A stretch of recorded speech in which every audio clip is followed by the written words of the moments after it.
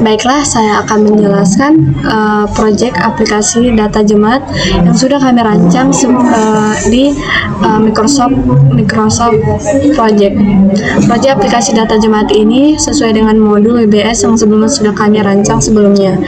Proyek aplikasi data jemaat ini kami selesaikan sekitar 62 hari yang dimulai pada Rabu bulan 4 tanggal 5 2023 dan selesai pada Rabu bulan 6 tanggal 28 2023. Proyek aplikasi data jemaat ini terdiri dari inisialisasi, planning, lalu executing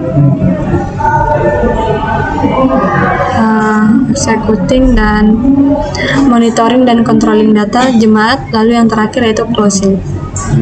Saya akan menjelaskan pada bagian inisialisasi. Pada bagian inisialisasi kami selesaikan sekitar 2 hari yang dimulai pada Rabu bulan 4 tanggal 5 2023 dan selesai pada Kamis bulan 4 tanggal 6 2023. Pada inisialisasi ini terdapat beberapa bagian, yaitu penentuan manajer proyek. Pada penentuan manajer proyek ini kami akan menentukan siapa manajer proyek yang kami tunjuk sebagai untuk proyek aplikasi data jemaat ini. Yaitu penentuan manajer proyek ini kami selesaikan selama 1 hari dan yang dimulai pada Rabu tanggal 4 bulan 5, maksud saya Rabu bulan 4 tanggal 5 2003 dan selesai pada hari itu juga. Di sini juga terdapat beberapa ketentuan lainnya, yaitu penentuan anggota tim proyek. Di sini kami menentukan anggota-anggota yang akan bekerja dalam pembuatan proyek aplikasi data jemaat ini. Sekitar 1 hari dimulai pada Kamis bulan 4 tanggal 6 2023 dan selesai pada hari itu juga. Di sini terdapat pembuatan proyek charter, di mana prosedurnya itu 3. Maksudnya itu pembuatan proyek charter ini tidak bisa dilakukan sebelum penentuan manajer proyek dan penentuan anggota tim proyek. Makanya di sini kami membuat prosedurnya terdapat 3 karena harus melalui 3 langkah. Lalu selanjutnya itu planning. Planning ini selesai pada 18 hari yang dimulai pada Senin tanggal bulan 4 tanggal 9 2023 dan selesai pada Selasa bulan 5 tanggal 1 2023. Selanjutnya pada planning ini dapat kita lihat terdapat modul data jemaat, yang dimana modul data jemaat ini harus mengikuti beberapa langkah dulu, yaitu membuat WBS modul atau aplikasi data jemaat selesai sekitar 2 hari, dan membuat schedule selesai pada 1 hari, membuat budget selesai pada 1 hari, membuat plan quality management selesai pada 1 hari, dan membuat research management sekitar 1 hari juga, dan membuat plan communication management sekitar 1 hari. Di sini dapat kita lihat predecessornya pada pembuatan budget sekitar 8 predecessor, dan untuk pembuatan plan quality management ada predecessornya sekitar 10. Lalu untuk membuat plan communication management ini predecessornya itu 12. Lalu untuk membuat plan risk management kami selesaikan sekitar 2 hari juga, dan predecessornya itu 13. Lalu membuat plan risk response durasinya sekitar 2 hari, membuat plan procurement management kami selesaikan sekitar 4 hari. Lalu membuat plan stakeholder management kami selesaikan selama 3 hari, yang dimana predecessornya itu 16. Oke, udah. Baik, di sini saya akan melanjutkan penjelasannya. Tahap berikutnya yaitu executing. Setelah rancangan proyek disusun serta disetujui oleh manajer, maka perusahaan sudah bisa mengeksekusi proyek sesuai dengan sepakatan yang telah disepakati.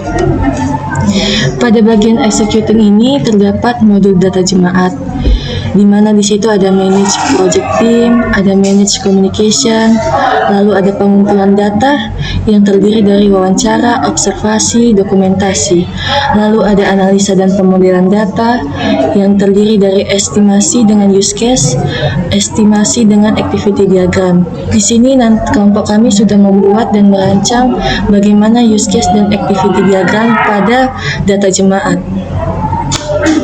Lalu ada perancangan basis data, rancangan fisik dan logik basis data, normalisasi data ERD, lalu ada perancangan interface. Perancangan interface itu terbagi dari front end, back end, coding front end, dan coding back end.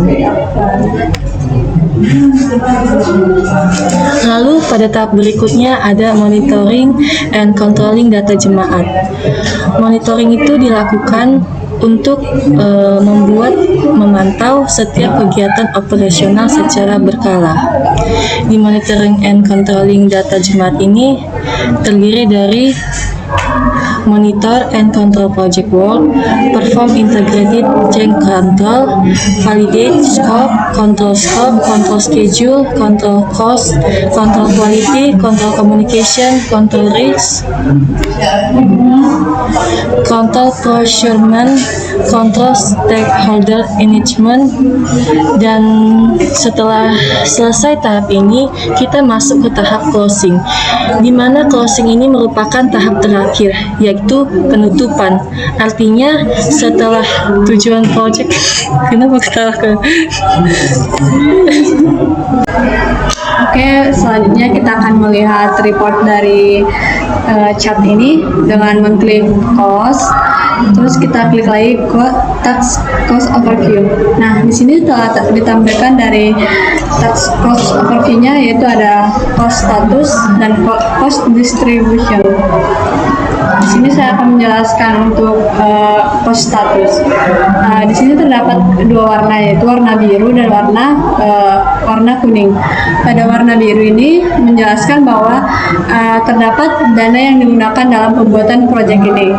Lalu untuk tanda yang berwarna kuning yaitu dana yang disediakan untuk proyek yang sudah dilakukan sebelumnya. Nah, di sini saya akan menjelaskan untuk cost distribution. Di sini terdapat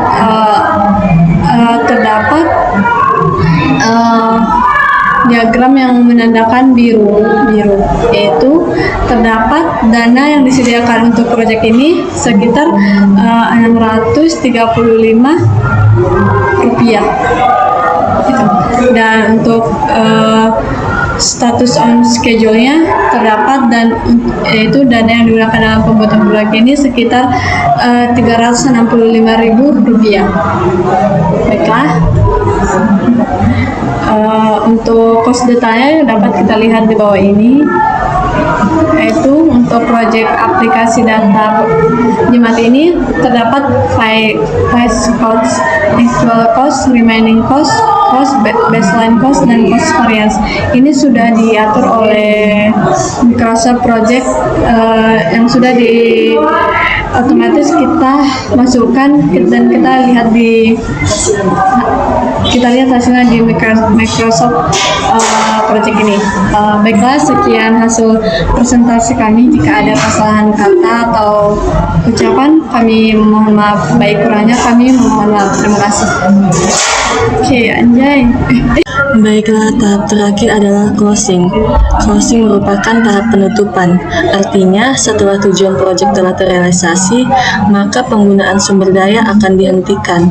Lalu, project manager akan menyelesaikan perjanjian kontrak dengan pihak-pihak luar yang terlibat sebelumnya. Pada Microsoft Project kami, closing itu terdiri dari close project or phase, close procurements.